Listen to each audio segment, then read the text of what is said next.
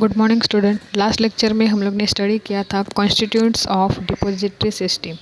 आज हम लोग स्टडी करने वाले कंसेप्ट या terms related to deposit system. कौन से कॉन्सेप्ट है, कौन से टर्म्स है जो डिपॉजिटरी सिस्टम से रिलेटेड है, वो आज हम लोग स्टडी करने वाले। फर्स्ट है डीमटेरियलाइजेशन। डीमटेरियलाइजेशन मतलब कि demat. Demat is a process whereby a client can get physical certificate converted into electronic mode. Dematerialisation में क्या होता है कि जो फिजिकल सर्टिफिकेट है, जो शेयर सर्टिफिकेट है, जो सिक्योरिटीज़ का सर्टिफिकेट है, उसको किस में कन्वर्ट किया जाता है? इलेक्ट्रॉनिक मोड में कन्वर्ट किया जाता है। The client has to surrender the certificate along with the demat request form.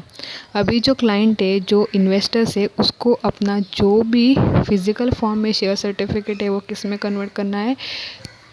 Electronic mode में कन्वर्ट करना है। तो उसको क्या करना पड़ेगा? सरेंडर मतलब कि कंपनी को देना पड़ेगा जो उसके पास शेयर सर्टिफिकेट अवेलेबल है, और उसके साथ जो डीमेट रिक्वेस्ट फॉर्म है वो कंपनी को सरेंडर करना पड़ता है। The DP forwards this to the depository who in turn forwards in to the issuer. The DP कौन? द डिपॉजिटरी पार्टिसिपेंट है, वो क्या करते हैं? ये सभी प्रोसीजर करते, फॉरवर्ड करते हैं डॉक्यूमेंट्स किसको? डिपॉजिटरी क्या करते हैं? जो उनका शेयर सर्टिफिकेट है, मैंने आपको बोला कंपनी को ने सरेंडर करना पड़ता है, डिपॉजिटरी पार्टिसिपेंट को सरेंडर करना पड़ता है। फिर डिपॉजिटरी पार्टिसिपेंट किसको देते हैं? फॉर वो डिपॉजिटरी को देते हैं। डिपॉजिटरी क्या करते हैं? जो फिजिकल फॉर्म में जो शेयर सर्टिफिकेट है उसको किस में कन्वर्ट कर देते हैं? इलेक्ट्रॉनिक मोड में। After confirmation from issuer, the depository will credit the security in the demat account with the company.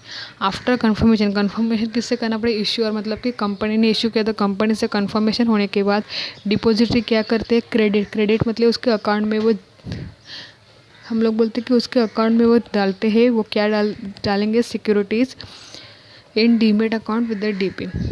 The depository will credit, depository क्या करते? क्रेडिट करते सिक्योरिटी डीमेट अकाउंट के, डीमेट अकाउंट में वो सिक्योरिटीज़ क्रेडिट करते हुए DP के साथ वो क्या कर देते हैं? वो क्रेडिट करते हैं। डीमटेरियलाइजेशन मतलब क्या? कि जो फिजिकल सर्टिफिकेट है वो फिजिकल सर्टिफिकेट किस में कन्वर्ट करते हैं? इलेक्ट्रॉनिक फॉर्म में कन्वर्ट करते हैं। उसके लिए उन्हें जो भी फिजिकल फॉर्म में शेयर सर्टिफिकेट है और उसके साथ डीआरएफ मतलब कि डीमेट रिक्वेस्ट फॉर्म क्या करना पड़ता है? डीपी को देना पड़ता है। डीपी ये सभी प्रोसीजर करते हुए डिपॉजिटरी को देते। डिपॉजिटरी इश्यूअर कंपनी से कंफर्म करते, उसके बाद क्या करते हैं? फिजिकल सर्टिफिकेट इलेक्ट्रॉनिक मोड में कन्वर्ट कर देते। ये था हमारा डीमटेरियलाइजेशन। अभी हम लोग देखेंगे रीमटेरियलाइजेशन। रीमटेरियलाइजेशन मतलब कि remat is the process whereby a client can get his electronic holding of security converted into physical certificate. Remat क्या है? कि जो ऑलरेडी इलेक्ट्रॉनिक मोड में जो सिक्योरिटीज़ है उसको वापस किस में कन्वर्ट करना? फिजिकल सर्टिफिकेट में कन्वर्ट करना। इसको क्या बोलेंगे? Rematerialisation. The client has to give written request in the form of RRF to the DP. Client को क्या करना पड़ता है? डीपी को एक रीमेड रिक्वेस्ट फॉर्म डीपी को देना पड़ता है। The DP forward the RRF to issuer and the depository. DP क्या करते हैं? जो भी रीमेड रिक्वेस्ट फॉर्म है वो रीमेड रिक्वेस्ट फॉर्म कंपनी को, इश्यूअर कंपनी को और डिपॉजिटरी को देते हैं। The issuer prints the certificate and send them to the client. तो फिर इश्यूअर कंपनी क्या करती है? वो सर्टिफिकेट प्रिंट आउट, उसका मतलब पता है ना, आप शेयर सर्टिफिकेट क्या होता है? प्रिंट होता है उसका, वो प्रिंट निकालती है और वो किसको देती है? जो भी इन्वेस्टर्स है उसको सेंड करती है। And similarly confirm the acceptance of remat request to the depository. और वो क्या करती है? उसके बाद डायरेक्टली किसको कन्फर्म करते हैं? जो भी रीमेट रिक्वेस्ट है वो डिपॉजिटरी से कंफर्म करते हैं कि आपके पास जो इलेक्ट्रॉनिक मोड के जो सिक्योरिटीज़ थे वो हम लोग ने किस में कन्वर्ट कर दिए? फिजिकल फॉर्म में। The depository via the DP debits the account of client with those security. Depository क्या करते हैं? डेबिट्स मतलब कि उसमें से लेस करना, क्या करते हैं? उसमें से जो भी इलेक्ट्रॉनिक मोड में उनके पास उनके अकाउंट में जो भी सिक्योरिटीज़ होगी वो किस में कन्वर्ट कर देंगे? फिजिकल फॉर्म में कन्वर्ट कर देते। ये था हमारा रीमटेरियलाइजेशन। अभी हम लोग देखेंगे कि फंगिबिलिटी। फंगिबिलिटी मतलब क्या? In financial term fungibility means the state of being interchangeable मतलब कि उनमें से ही क्या हो सकते हैं? वो चेंजेबल हो सकते। Interchangeable. Some financial asset are fungible well some are not fungible. क्या बोला है कि जो कुछ फाइनेंशियल असेट्स है वो कुछ फंगीबल है, मतलब फंजीबल चेंज हो सकते हैं या कुछ नहीं चेंज होते, उनके इंटर मतलब कि कंपनी के अंदर या कोई किसी के अपने आप में ही कन्वर्ट चेंजेबल हो सकते हैं, तो उसको हम लोग क्या बोलने लगे, फंगिबिलिटी। उन्होंने एग्जाम्पल दिखा है कि land is not fungible as every point of land has its unique quality which adds to or reduce its value. अभी लैंड मतलब कि ज़मीन का उन्होंने एग्जाम्पल दिया है कि ज़मीन क्या होती है, सभी जगह पे सेम होती है क्या, उन्होंने क्या बोला है कि land is not fungible as every unit of land has unique, उसके पास क्या एक यूनिक क्वालिटी होती है, अपने क्वालिटी से वो क्या कहते हैं, कुछ क्या कहते हैं विच एड्स और टू रेड्यूस, कुछ क्या करती है ज़मीन ज़्यादा प्रोडक्शन देती है तो कुछ क्या करती है, कुछ प्रोडक्शन घटा देती है, कम कर देती है। ये क्या है, मतलब कि अपने इंटरचेंजेबल नहीं है। Currency note is fungible as there is no difference between two currency note of the same value. अभी उन्होंने बोला कि करेंसी नोट है वो फंगिबल मतलब अपने आप में इंटरचेंजेबल है। समझो कि एग्जांपल दिया कि 200 की नोट अभी आई है, वैल्यू उसका सेम है, कितना है 200 की मैंने बोला 200 की नोट से, तो 200 की एक नोट होगी तो भी उसका वैल्यू सेम है, या 100 की दो नोट्स होगी तो भी उसका वैल्यू क्या है, सेम है। तो वो क्या है, फंगिबल है, मतलब कि क्या है, इंटरचेंजेबल है। लेकिन लैंड क्या है, इंटरचेंजेबल नहीं है। Similarly, security issued by the same company of the same class has same value no matter who owns them। अभी उन्होंने वही बोला कि सिमिलरली सिक्योरिटीज़ कोई भी एक ही कंपनी इशूड करते हैं, एक ही क्लास की सिक्योरिटीज ऐसे करते हैं, तो no matter who owns them, तो कौन उसका ओनर है वो क्या है, यहाँ पे मायना नहीं रखते। The security held in demat electronic form are fungible. जो भी सिक्योरिटीज़ इलेक्ट्रॉनिक फॉर्म में करते हैं वो क्या होते हैं, फंगिबल, मतलब कि अपने आप वो इंटरचेंज हो सकते। They are interchangeable, substitutable and cannot distinguish from each other. वो क्या है, इंटरचेंजेबल है, सब्स्टिट्यूट एक दूसरे मतलब एक साथ ही है, वो क्या है, डिस्टिंग्विश मतलब कि डिफ्रेंशिएट नहीं है। Security bear no notable features like distinctive number. Securities bear, वो सिक्योरिटीज़ क्या है, उनका कोई फीचर्स नहीं, उनके कोई वैशिष्ट्य नहीं, लाइक डिस्टिंक्टिव नंबर, उसका अलग से डिस्टिंक्टिव नंबर नहीं है, सर्टिफिकेट नंबर नहीं है, या फोलियो नंबर भी नहीं है। वो क्या है, क्योंकि फंगिबल है, मतलब कि इंटरचेंजेबल है, इसके लिए।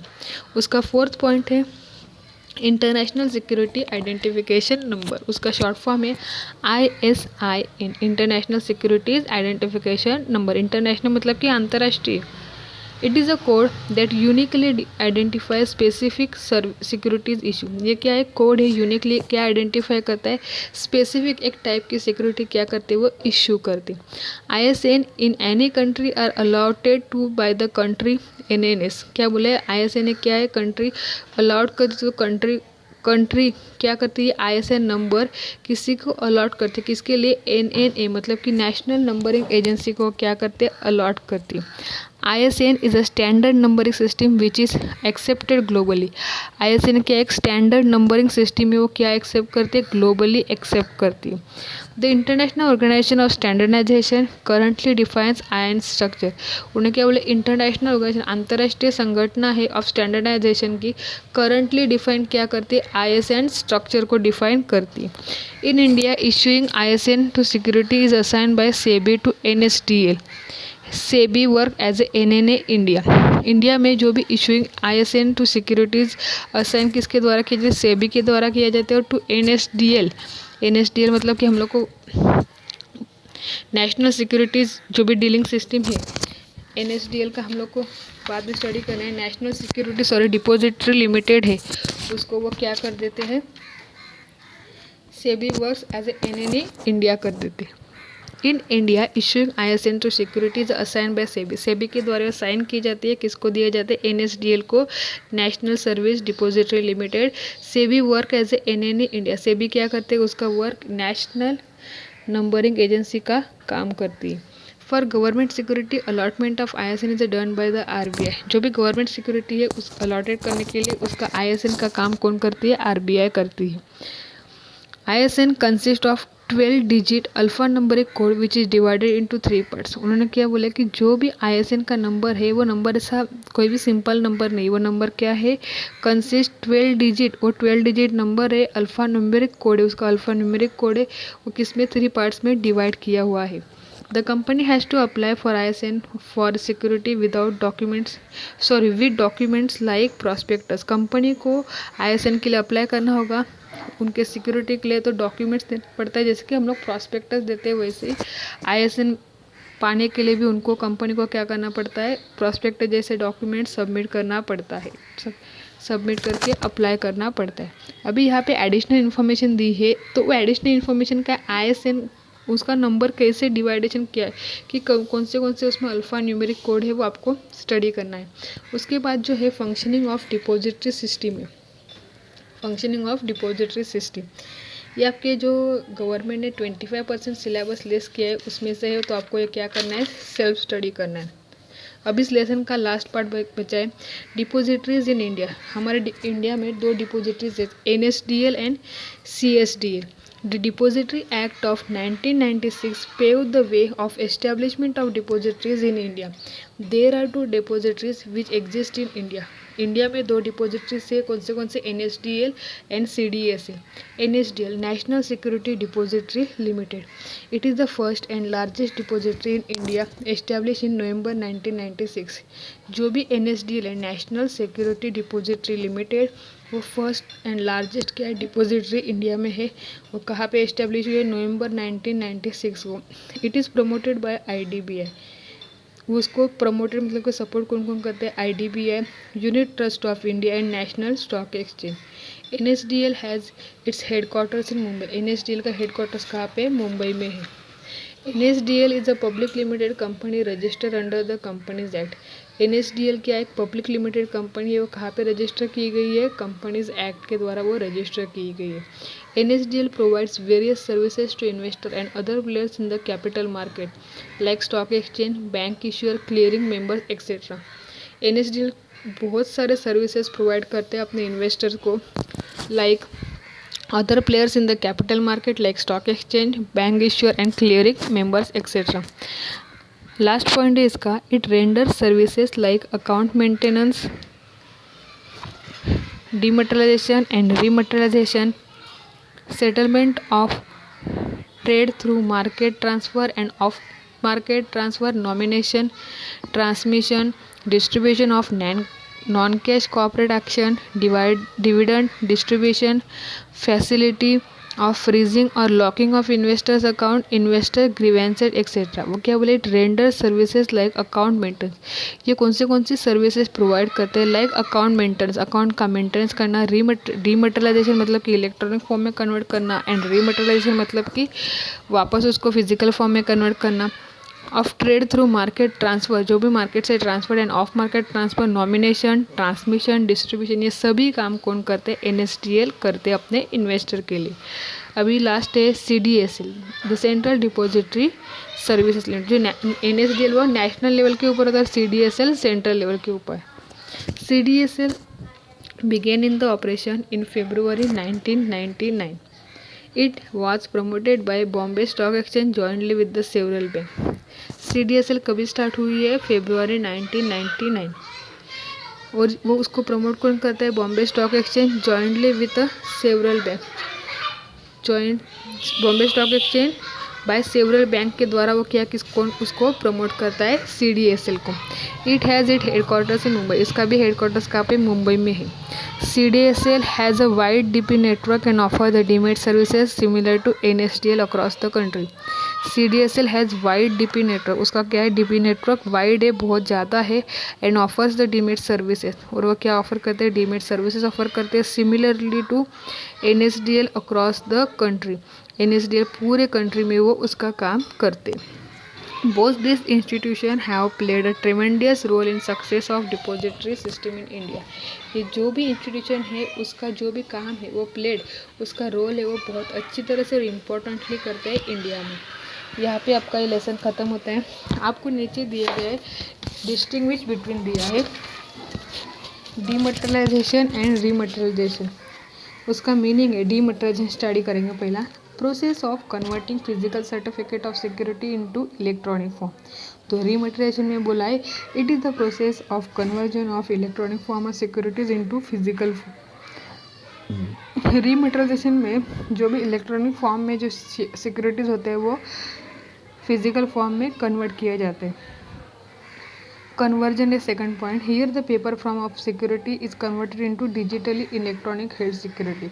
Dematerialization में जो पेपर के द्वारा पेपर के सिक्योरिटीज होते हैं वो इलेक्ट्रॉनिक फॉर्म में कन्वर्ट किए जाते हैं. Rematerialization में here the electronic record are converted into physical paper from security. इसमें जो इलेक्ट्रॉनिक मोड्स में जो भी रिकॉर्ड्स है वो पेपर के द्वारा सिक्योरिटीज कन्वर्ट किए जाते हैं. पेपर में वो सिक्योरिटीज कन्वर्ट किए जाते हैं.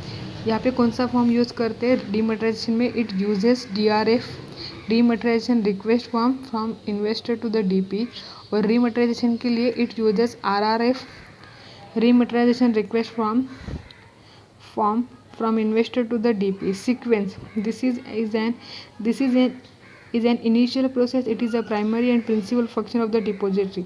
जो भी डीमटेरियलाइजेशन है उसका वो इनिशियल प्रोसेस है और वो primary and principal function of the depository का है.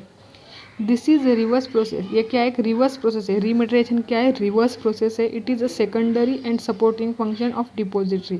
यह क्या है? एक secondary and supporting function of depository. Already demated securities are remated. Already जो इलेक्ट्रॉनिक फॉर्म में है उसको वापस क्या करना है? पेपर में कन्वर्ट करना है. Identification of security. Demat security have no distinctive number, they are fungible. जो भी डीमेटेरियलाइजेशन है उसके लिए क्या है? डिस्टिंक्टिव नंबर्स की ज़रूरत नहीं, वो क्या है? फंगिबल है. रिमेटेड security will have certificate and distinctive numbers is issued by company. जो भी रिमेटेड सिक्योरिटीज़ है वो क्या है? उसके पास सर्टिफिकेट है एंड डिस्टिंक्टिव नंबर्स भी है. Securities maintenance authority. Depository is the custodian of security and record. Depository क्या है? कस्टोडियन, एक संरक्षक है किसका? सिक्योरिटीज़ का एंड रिकॉर्ड्स का. The issuing company is the record. इसका रीमेटेरियलाइजेशन का कस्टोडियन कौन है? Issuing company. Securities are maintain by the investor. Security किसके द्वारा मेंटेन किया जाता है? इन्वेस्टर के द्वारा. लास्ट पॉइंट है difficulty of process. Demat is an easy process, also is not time consuming process. Demat का एक ईजी प्रोसेस है और उसके लिए ज़्यादा टाइम कंज्यूमिंग प्रोसेस नहीं है.